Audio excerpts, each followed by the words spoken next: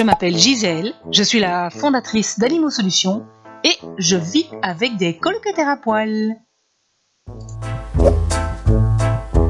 Eh bien, ça fait des années que je vis avec plein d'animaux, enfin plutôt que les animaux vivent avec moi. Je les adore, mais ça comporte quand même quelques désagréments de temps en temps, tout comme vivre avec un être humain, quoi, en fait. Il faut pouvoir aussi s'y accommoder sans perdre le plaisir de vivre en communauté. Par exemple, tout le monde n'a pas envie de partager son canapé avec son chien, tout comme tout le monde n'a pas envie de vivre à Litière-Plage, quoi. Et tout comme le chien n'a pas spécialement envie de partager son coussin avec son humain. Mon but est donc d'harmoniser la cohabitation avec son poilu ou ses poilus, et que tout le monde trouve son confort et sa place, humain comme poilu. Alors des valeurs éthiques, éco-responsables et solidaires à la cause animale, ça va de soi. Déjà, faire du fric au détriment du sens moral, de l'environnement, du vivant, etc., moi, c'est vraiment pas mon truc. C'est pas du tout constructif. Il faut pouvoir être responsable de ce qu'on produit et de la manière dont on le produit. Même s'il est impossible d'être parfait, il y a toujours moyen de trouver des solutions pour améliorer les failles. Quand je crée un nouvel article, je fais des recherches pour trouver des matériaux qui se rapprochent au mieux de mes valeurs et qui sont financièrement tenables. Je suis convaincue qu'il y a moyen de rendre économiquement viable une entreprise tout en respectant ses valeurs. Mon cerveau, il est souvent en ébullition. Et il connaît pas les pauses syndicales. Et puis j'observe et j'analyse beaucoup et grâce à ça, je développe un petit peu mon imagination quand même. Et les idées, elles me viennent à toute heure du jour ou de la nuit. D'ailleurs, je pense qu'il y a une phrase que je dis tout le temps, c'est « j'ai une idée ». J'ai une idée, j'ai une idée. Mes animaux, bien sûr. Mes animaux aussi. Et puis mon mentor Eric. Avec sa femme, il a créé l'entreprise Père Olive et franchement, malgré son succès, c'est quelqu'un qui est vraiment resté humble et ouvert aux autres et ça c'est vraiment génial, quoi. Et il est la preuve vivante qu'on peut réussir une super belle carrière professionnelle tout en en ayant des valeurs de respect. Ça, je sais pas, peut-être sur la planète des singeries, j'en sais rien.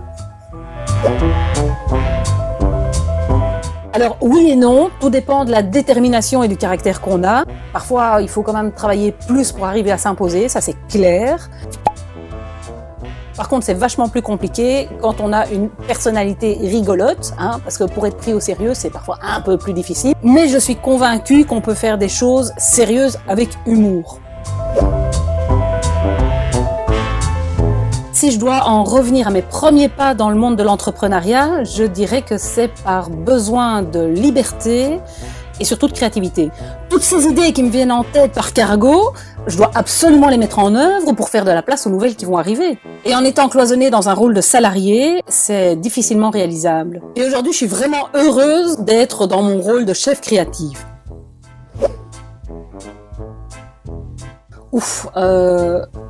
Déjà, de 1...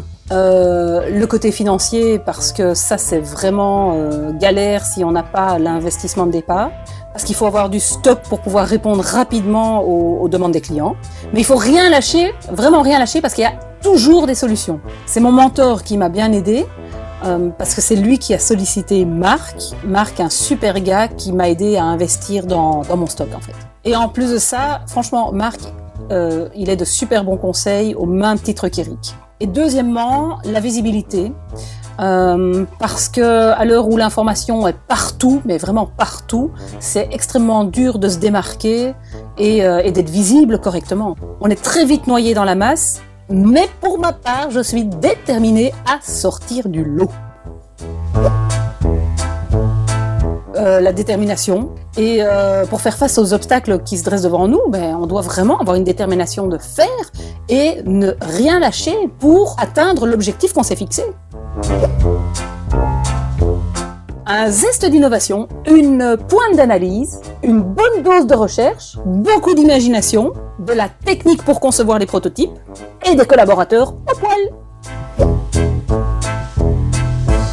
Alors ma toute première idée, c'est l'Éducanimaux, et c'est une idée qui m'est venue en plein milieu de la nuit, parce que j'entendais mes chiens grimper dans les canapés.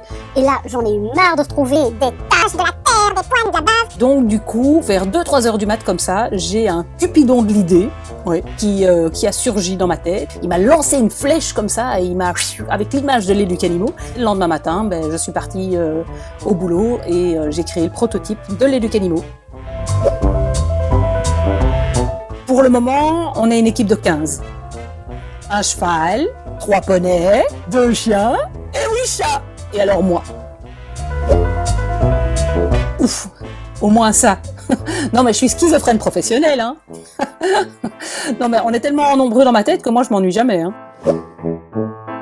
Minette, monsieur, madame, le gros Léon, c'est Nina, c'est Pepsi, Fribouille, lui c'est le petit dernier, c'est Bonnie, et lui c'est Gaspard, et elle c'est Julie. Ici nous avons Fleur, lui c'est Summer, Lily, et ici Scooby-Doo.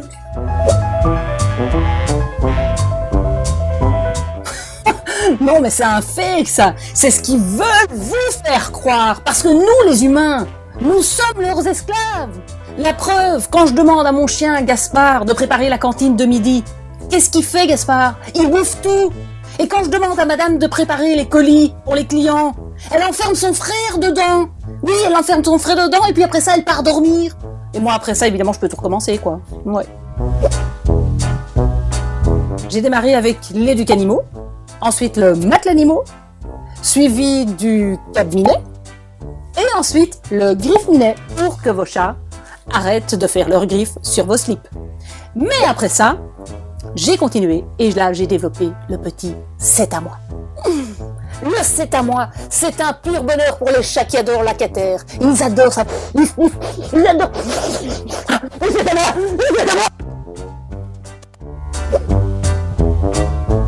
Oui, à fond. Dans ma tête, j'ai comme une bibliothèque d'idées et toutes ces idées n'attendent qu'une seule chose, c'est pouvoir sortir de là pour pouvoir servir justement aux colocataires à poil et aux poilus.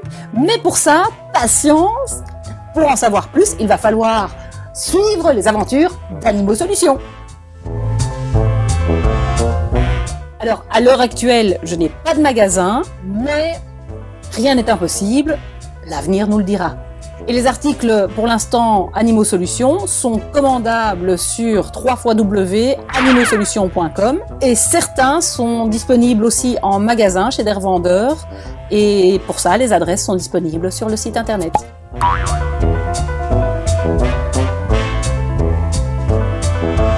À choisir en dino gonflable.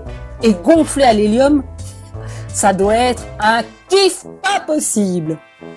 J'adore, c'est complètement décalé. Avec Animo Solutions, c'est qui dit chez qui. Ben c'est tout le monde, pardi. C'est qui dit chez qui.